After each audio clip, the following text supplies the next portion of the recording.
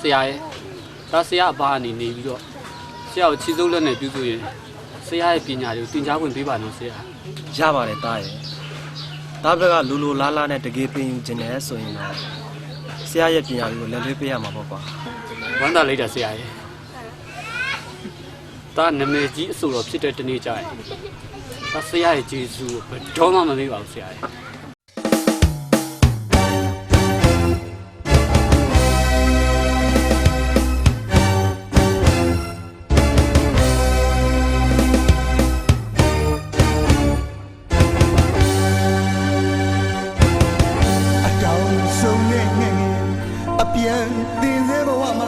အနာနာတပွားမလည်းမခွာကြီးခယူဒီဇိုင်းနဲ့ငဲ့ညူမိရဲ့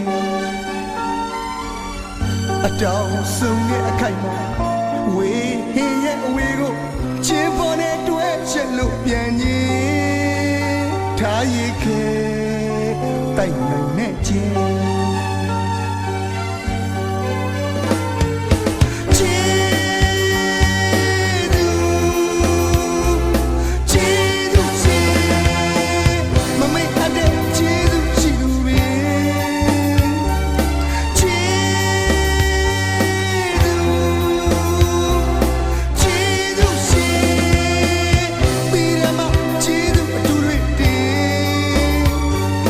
ဘယ်ရမဆိုလို့နေ